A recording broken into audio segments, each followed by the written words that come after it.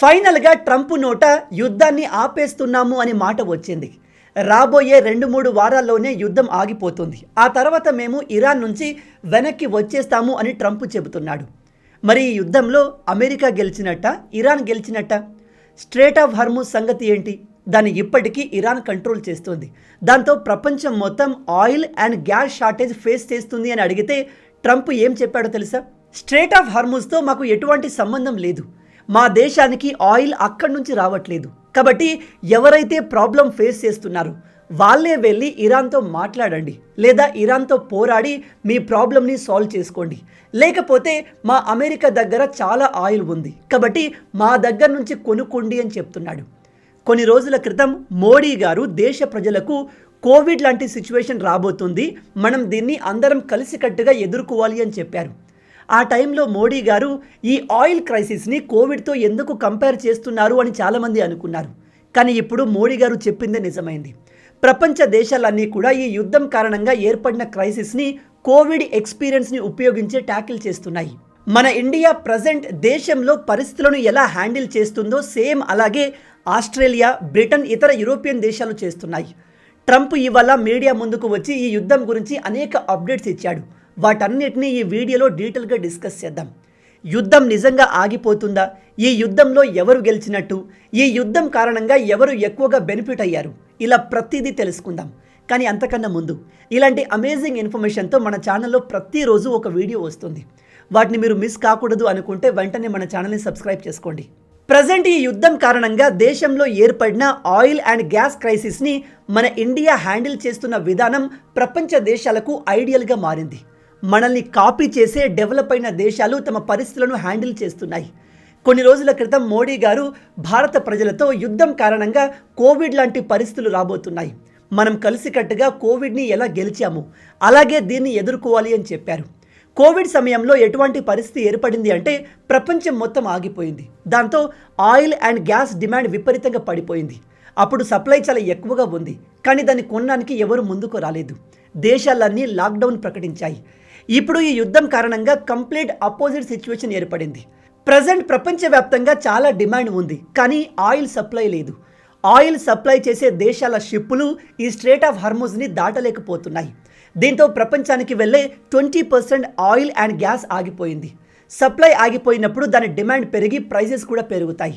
$60-70 price ఉన్న crude oil ఇప్పుడు $110కి చేరింది. సాధారణంగా క్రూడ్ ఆయిల్ ప్రైస్ పెరిగినప్పుడు దాని నుంచి ప్రొడ్యూస్ అయ్యే పెట్రోల్, డీజిల్ ప్రైస్ కూడా పెరగాలి. ఇలా పాకిస్తాన్, బంగ్లాదేశ్, ఆస్ట్రేలియా ఇంకా యూరోపియన్ దేశాల్లో అలా జరిగింది. అక్కడ పెట్రోల్, డీజిల్ రేట్లు విపరీతంగా పెరిగాయి. కానీ మన భారత్ ఈ సిచ్యువేషన్ని చాలా తెలివిగా కంట్రోల్ చేసింది. మన దగ్గర పెట్రోల్, డీజిల్ ప్రైజులు పెరగలేదు, అలాగే ఉన్నాయి.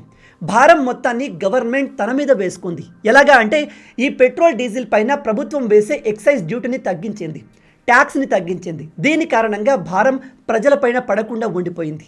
కానీ ఈ యుద్ధం ఇంకా ఎక్కువ రోజులు ఇలాగే జరిగితే ఖచ్చితంగా మన దేశంలో కూడా వీటి రేట్లు పెరుగుతాయి. అయితే మన ఇండియా ఎలా అయితే ఎక్సైజ్ డ్యూటీని తగ్గించిందో సేమ్ అలాగే ఆస్ట్రేలియన్ గవర్నమెంట్ కూడా చేసింది. రీసెంట్గా Australia prime minister Anthony Albanese తమ దేశాన్ని ఉద్దేశించి మాట్లాడుతూ ఈ యుద్ధంలో మనం డైరెక్ట్గా పార్టిసిపేట్ చేయలేదు, కానీ మనం ఎఫెక్ట్ అవుతున్నాము. దేశంలో ఆయిల్ ప్రైజెస్ పెరిగాయి కాబట్టి నేను వెంటనే వీటిపై ఉన్న ఎక్సైజ్ డ్యూటీని తీసేస్తున్నాను, దాంతో ఆయిల్ ప్రైస్ తగ్గుతాయి అని ప్రకటించాడు. అండ్ ఈ ప్రైస్ డ్రాప్ ఇంకో 3 నెలల వరకు కంటిన్యూ అవుతుంది అని చెప్పాడు. అంటే డెవలప్ అయిన ఎకానమీస్ కూడా ఈ యుద్ధం ఎఫెక్ట్ ఇంకో 3-4 నెలలు ఉంటుంది అని ఎక్స్పెక్ట్ చేస్తున్నాయి. ప్రజెంట్ మన భారత ప్రభుత్వం 140 కోట్ల మంది ఉన్న దేశాన్ని ఎలా అయితే హ్యాండిల్ చేస్తుందో ఆ హ్యాండిల్ చేసే విధానం ప్రపంచ దేశాలకు ఆదర్శంగా నిలుస్తుంది. మనం ఫాలో అయ్యే మెథడ్స్, తీసుకువచ్చే రూల్స్ని ప్రపంచ దేశాలు ఇన్స్పిరేషన్గా తీసుకొని తమ దేశంలో అప్లై చేస్తున్నాయి. దిస్ ఈజ్ నయా భారత్. ప్రజెంట్ ప్రపంచవ్యాప్తంగా ఈ పరిస్థితులు ఏర్పడడానికి ప్రధానమైన కారణం ఈ ట్రంప్ అండ్ ఇతనితో పాటు ఇజ్రాయెల్ కూడా. వీళ్ళు ఇరాన్ పైన యుద్ధం చేయకపోయి ఉంటే ఈ పరిస్థితులు వచ్చేవి కాదు అంటూ చాలామంది ట్రంప్ని, ఇజ్రాయెల్ని క్రిటిసైజ్ చేస్తున్నారు. కానీ ఒకసారి మనం వాళ్ళ సైడ్ నుంచి ఆలోచిస్తే వాళ్ళ ఇంట్రెస్ట్ ప్రకారం వాళ్ళు చేసింది తప్పు కాదు అనిపిస్తుంది. ఎందుకంటే నిజంగానే ఇరాన్ న్యూక్లియర్ వెపన్స్ని తయారు చేస్తుంది. వీళ్ళు న్యూక్లియర్ వెపన్స్ని తయారు చేస్తే ఖచ్చితంగా ఇజ్రాయెల్ని అటాక్ చేస్తారు, ఆ తర్వాత అమెరికాను అటాక్ చేస్తారు. ఈ విషయం నీకెలా తెలుసు బ్రదర్ అంటే ఇరాన్ ప్రధానమైన శత్రువు ఫస్ట్ ఇజ్రాయిల్. ఇజ్రాయెల్ అనే దేశం లేకుండా చేయాలి అని ఇరాన్ ఎప్పటి నుంచో చెబుతుంది. అండ్ ఆ తర్వాత ఇరాన్కి దాదాపు 37 సంవత్సరాల వరకు సుప్రీం లీడర్గా ఉన్న ఖమీనీ అమెరికాను నాశనం చేయాలి అని చెప్పేవాడు. ఇతను ఓపెన్గా డెత్ టు అమెరికా అనే నినాదం ఇచ్చాడు. అలాంటి దేశం ప్రపంచంలోనే అత్యంత ప్రమాదకరమైన న్యూక్లియర్ బాంబును తయారు చేస్తుంది అని తెలిసి ఈ దేశాలు కామ్గా ఎలా కూర్చుంటాయి? గత 30 సంవత్సరాల నుంచి ఈ యుద్ధం జరుగుతుంది అని అందరికీ తెలుసు. ఇప్పుడు కాకపోతే ఇది భవిష్యత్తులో ఖచ్చితంగా జరిగేది. కొంతమంది చెప్తున్నారు ఇరాన్ ఈ యుద్ధాన్ని స్టార్ట్ చేయలేదు. ఇరాన్ ఇప్పటికీ అమెరికా అండ్ ఇజ్రాయెల్ మా పైన దాడి చేయము అని రిటర్న్ అగ్రిమెంట్ ఇస్తే యుద్ధాన్ని ఆపేస్తాము అని చెప్తుంది. కాబట్టి అసలైన విలన్స్ ఇక్కడ ఇజ్రాయిల్ అండ్ ట్రంప్ అని చెప్తున్నారు. వన్ సైడెడ్గా ఆలోచిస్తే ఇది నిజమే అనిపిస్తుంది. ఇరాన్ నిజంగానే తమ పైన దాడి చెయ్యము అని గ్యారంటీ ఇస్తే యుద్ధం ఆపేస్తాము అని చెప్తుంది. కానీ మనం ట్రంప్ అండ్ ఇజ్రాయెల్ సైడ్ నుంచి ఆలోచిస్తే వీళ్ళు కూడా ఒక డిమాండ్ని పెట్టారు. ఏమని? మీరు న్యూక్లియర్ వెపన్స్ని ఎప్పటికీ తయారు చేయము అని అగ్రిమెంట్ ఇవ్వండి. అలాగే మీ దగ్గర ఉన్న న్యూక్లియర్ వెపన్ తయారు చేయడానికి రెడీగా ఉన్న 400 కేజీల యురేనియం మాకు ఇచ్చేయండి. దాంతో యుద్ధాన్ని మేము కూడా ఆపేస్తాము అని చెప్తున్నారు. వీళ్ళ డిమాండ్కి వాళ్ళు ఒప్పుకోవట్లేదు, వాళ్ళ డిమాండ్కి వీళ్ళు ఒప్పుకోవట్లేదు. కాబట్టి ఈ యుద్ధానికి ఇద్దరు బాధ్యులే. మనం ఒక సైడ్ తీసుకోవడం కరెక్ట్ కాదు. అవునా కాదా? ఇక్కడ మీ ప్రకారం తప్పు ఎవరిది? మీరు ఎవరిని సపోర్ట్ చేస్తారు? కింద కామెంట్లో చెప్పండి. UK prime minister Keir Starmer కూడా నిన్న ప్రజల ముందుకు వచ్చి యుద్ధం గురించి చాలా విషయాలు మాట్లాడాడు. ఇతను మొదట్లో ఇరాన్పై యుద్ధానికి అమెరికాకు సపోర్ట్ ఇవ్వలేదు, తన సైనికుల్ని పంపలేదు, తమ మిలిటరీ బేస్లను యాక్సెస్ కూడా అమెరికాకు ఇవ్వలేదు. కానీ తర్వాత ట్రంప్ ప్రెజర్కి లొంగి మన ఇండియన్ ఓషన్లో ఉన్న డియాగో గ్రాషియా బేస్ని యూజ్ చేయడానికి అమెరికాకు పర్మిషన్ ఇచ్చాడు. ఇతను అమెరికాకు ఈ పర్మిషన్ ఇచ్చిన తర్వాత తన దేశంలో ప్రజలు ఇతనికి అగెన్స్ట్గా మాట్లాడడం మొదలుపెట్టారు. దాంతో ఇతను ఇప్పుడు బయటకు వచ్చి మేము ఈ యుద్ధంలో పార్టిసిపేట్ చెయ్యము, ఈ యుద్ధానికి మాకు ఎటువంటి సంబంధం లేదు, ఈ యుద్ధంలో అమెరికాకు మేము ఎటువంటి హెల్ప్ చెయ్యము అని చెప్పేశాడు. నాకు నా దేశం ఇంపార్టెంట్, నా దేశ ప్రజల సెక్యూరిటీ ఇంపార్టెంట్ అని అమెరికాతో తెగదెంపులు చేసుకున్నట్టుగా మాట్లాడాడు. కేవలం ఇతనే కాదు, ఫ్రాన్స్, ఇటలీ, స్పెయిన్, చాలా యూరోపియన్ దేశాలు ఈ యుద్ధం కారణంగా ట్రంప్కి అగెన్స్ట్గా మారాయి. ఇందులో వీళ్ళ తప్పేం లేదు, ఎందుకంటే ట్రంప్ వీళ్ళను గ్రాంటెడ్గా తీసుకున్నాడు. వీళ్లకు ఇవ్వాల్సిన కనీస రెస్పెక్ట్ కూడా ఇవ్వట్లేదు. అయితే రీసెంట్గా ట్రంప్ బ్రిటన్ మిలిటరీ గురించి చాలా తక్కువ చేసి మాట్లాడాడు. ఆఫ్ఘనిస్తాన్లో అమెరికా తాలిబాన్స్తో పోరాడుతున్నప్పుడు బ్రిటన్ మిలిటరీ కూడా వచ్చింది, కానీ వీళ్ళు పెద్దగా హెల్ప్ చేయలేదు. అమెరికన్ సైనికుల వెనకాల ఉండేవారు అని వాళ్ళు చేసిన సహాయాన్ని అవమానించాడు. కానీ నిజానికి ఆఫ్ఘనిస్తాన్లో బ్రిటన్ మిలిటరీ ముందుండి పోరాడి అమెరికాకు సహాయం చేసింది. తమ 100 మంది సైనికుల్ని కోల్పోయింది. 100 మంది సైనికులు అమెరికా కోసం ప్రాణాలు ఇచ్చినా ట్రంప్ ఇలా మాట్లాడడం బ్రిటన్ ప్రజలకు నచ్చలేదు. అండ్ ఇతను గ్రీన్లాండ్ విషయంలో కూడా యూరప్లోని చాలా దేశాల్ని అవమానించాడు. అందుకే ఇప్పుడు అవకాశం వచ్చింది అని ఈ యూరోపియన్ దేశాలన్నీ కలిసి ట్రంప్కి బుద్ధి చెప్తున్నాయి, ట్రంప్కు అద్దాన్ని చూపిస్తున్నాయి. నువ్వు మమ్మల్ని ఈ విధంగా ట్రీట్ చేశావు కాబట్టి మేము మీకు హెల్ప్ చేయడానికి ముందుకు రావట్లేదు అని మెసేజ్ ఇస్తున్నాయి. అందుకే ట్రంప్ ఇప్పుడు ఈ యూరోపియన్ దేశాలపైన చాలా కోపంగా ఉన్నాడు. ట్రంప్ కోపం ఊరికే ఉండదు కదా. అందుకే ఇతను NATO, North Atlantic Treaty Organization నుంచి అమెరికాను తొలగిస్తాను, ఈ నాటో వల్ల మాకు ఎటువంటి ఉపయోగం లేదు అని చెప్తున్నాడు. మీలో తెలియని వాళ్ళకి చెప్తున్నాను, నాటో అనేది ఈ ప్రపంచంలోనే ఒక అతిపెద్ద మిలిటరీ ట్రీటీ. ఈ నాటో గ్రూప్లో యూరోపియన్ దేశాలు అన్నీ ఉన్నాయి, వాటితో పాటు కెనడా, అమెరికా కూడా ఉన్నాయి. అయితే ఈ గ్రూప్ ప్రకారం ఈ 32 దేశాల్లో ఏ దేశం పైన దాడి జరిగినా అన్ని దేశాలు వెళ్ళి ఆ దేశాన్ని కాపాడాలి, దాడి చేసిన దేశం పైన యుద్ధం చేయాలి. అయితే ఈ నాటోలో most powerful member America, and అమెరికానే ఈ నాటోలో ఎక్కువగా ఖర్చు చేస్తుంది. ఇప్పుడు ట్రంప్ చెప్పినట్టు ఇతను నాటో నుంచి అమెరికాను తొలగిస్తే ఈ యూరోపియన్ దేశాలు చాలా వీక్ అయిపోతాయి, వీటికి ఎటువంటి సెక్యూరిటీ ఉండదు. ట్రంప్ ఇలా ఎందుకు చేస్తున్నాడు అంటే ఇప్పుడు ఇరాన్ వరుసగా అమెరికా మిలిటరీ బేస్లపైన దాడి చేస్తుంది. అమెరికాకు దాదాపు $40 బిలియన్ నష్టాన్ని క్రియేట్ చేసింది. అమెరికా పైన ఇంత దాడి జరుగుతున్నా నాటో నుంచి ఒక్క దేశం కూడా ముందుకు వచ్చి అమెరికాకు సపోర్ట్గా మాట్లాడలేదు. అఫ్కోర్స్ యుద్ధాన్ని స్టార్ట్ చేసింది అమెరికాని, కానీ ఇప్పుడు అమెరికా పైన దాడి జరుగుతుంది కాబట్టి నాటో దేశాలు రావాలి అని ట్రంప్ చెప్తున్నాడు. ఈ దేశాలు మాకు అవసరం ఉన్నప్పుడు హెల్ప్ చేయట్లేదు కాబట్టి మాకు నాటోలో ఉండాల్సిన అవసరం లేదు, మేము యూరోపియన్ దేశాలని కాపాడాల్సిన అవసరం లేదు అని ట్రంప్ ఇప్పుడు చెప్తున్నాడు. ట్రంప్ ఇలా చెప్తున్నాడు కానీ నాటో నుంచి అమెరికాను తొలగించడం అంత ఈజీ కాదు, అది ఒక కాంప్లికేటెడ్ ప్రాసెస్. దీనికోసం పార్లమెంట్లో డిస్కషన్ జరగాలి అండ్ మెజారిటీ మెంబర్స్ దీనికి సపోర్ట్ చేస్తూ ఓటు వేస్తేనే నాటో నుంచి అమెరికాను తొలగించవచ్చు. ఇది కష్టమైన పని, కానీ ట్రంప్ తలుచుకుంటే చేయగలడు. ట్రంప్ ఏదైనా చేయగలడు, ఎందుకంటే ప్రజెంట్ ఇతనే ప్రపంచంలో మోస్ట్ పవర్ఫుల్ పర్సన్. నిజం చెప్తున్నాను, నాటో బ్రేక్ అయితే యూరోపియన్ దేశాలు కంప్లీట్గా ఎక్స్పోజ్ అవుతాయి. రష్యా ఈ దేశాలపైన ఫ్యూచర్లో దాడి చేస్తే వీళ్ళను కాపాడడానికి ఎవ్వరూ రారు. మీరు చెప్పండి, ఇక్కడ ట్రంప్ చేసేది రైటా రాంగా? ఎందుకంటే ట్రంప్ ప్రకారం తనపైన దాడి జరుగుతున్నప్పుడు, అంటే అమెరికా పైన దాడి జరుగుతున్నప్పుడు ఈ దేశాలు ఎటువంటి సహాయాన్ని ఇవ్వట్లేదు. సహాయాన్ని ఇవ్వకపోగా ఈ దేశాల్లో ఉన్న అమెరికన్ మిలిటరీ బేస్లను కూడా ఈ యుద్ధంలో వాడడానికి పర్మిషన్ ఇవ్వట్లేదు. అలాంటప్పుడు ఫ్రస్ట్రేషన్లో ట్రంప్ నాటోను బ్రేక్ చేయాలి అనుకుంటున్నాడు. ఇక్కడ ట్రంప్ చేసేది రైటా రాంగా? మీ ఆలోచనల్ని కింద కామెంట్లో చెప్పండి. ఇక ప్రజెంట్ ఇరాన్ అమెరికా యుద్ధంలో ఏం జరుగుతుంది, లేటెస్ట్ అప్డేట్స్ ఏంటి అనే విషయానికి వస్తే, ఇవాళ ఎర్లీ మార్నింగ్ ట్రంప్ మీడియా ముందుకు వచ్చి ఈ యుద్ధం గురించి చాలా విషయాలు చెప్పాడు. ఒకటి, రాబోయే 2-3 వారాల్లోనే ఈ యుద్ధం ఆగిపోతుంది అని చెప్పాడు. ఈ యుద్ధంలో మేము ఆల్రెడీ గెలిచేసాము అని కూడా చెప్పాడు. ట్రంప్ ప్రకారం అమెరికా ప్రధానమైన గోల్ ఇరాన్ న్యూక్లియర్ వెపన్ని ఎన్నటికీ తయారు చేయకూడదు. వాళ్ళు దీనిపై చేస్తున్న ఎక్స్పెరిమెంట్ని, వీళ్ళ న్యూక్లియర్ ఫెసిలిటీస్ మొత్తాన్ని మేము డిస్ట్రాయ్ చేశాము, కాబట్టి మేము యుద్ధం గెలిచేసాము. రెండవది, ఇరాన్ లీడర్లు గత 30-40 సంవత్సరాల నుంచి అమెరికాకు అగెన్స్ట్గా మాట్లాడుతున్నారు. డెత్ టు అమెరికా అంటున్నారు. అలా మాట్లాడిన ప్రతి ఒక్క లీడర్ని మేము లేపేశాము, ఇంక్లూడింగ్ అయాతుల్లా అలీ ఖమీనీని కూడా లేపేశాము. కొత్తగా వచ్చిన చాలా లీడర్స్ని ఎలిమినేట్ చేశాము. ఇప్పుడు ఆ దేశంలో లీడర్ అవ్వడానికి ఎవరు ముందుకు రావట్లేదు, భయపడుతున్నారు. కాబట్టి మేము ఈ యుద్ధంలో గెలిచాము అని ట్రంప్ చెప్తున్నాడు. అలాగే ఇతను ఇరాన్కి ఒక వార్నింగ్ ఇచ్చాడు. అదేమిటంటే రాబోయే 2-3 వారాల్లోనే ఇరాన్ కూడా లొంగిపోవాలి. ఒకవేళ ఇరాన్ లొంగకపోతే మేము ఇరాన్లోని పవర్ ప్లాంట్స్ అన్నిటిని నాశనం చేస్తాము, ఇరాన్ ఆయిల్ రిజర్వ్స్ మొత్తాన్ని డిస్ట్రాయ్ చేస్తాము. అలా చేయడం మాకు పెద్ద పని కాదు, కానీ అంత ఎక్స్ట్రీమ్కి మేము వెళ్ళాలి అనుకోవట్లేదు. బట్ ఇరాన్ సరెండర్ అవ్వకపోతే మేము ఖచ్చితంగా అలా చేసి దేశాన్ని అంధకారంలోకి నెట్టేస్తాము అని చెప్తున్నాడు. ఇక ఈ స్ట్రేట్ ఆఫ్ హార్మూజ్ గురించి అడిగితే చాలా విచిత్రమైన రెస్పాన్స్ ఇచ్చాడు.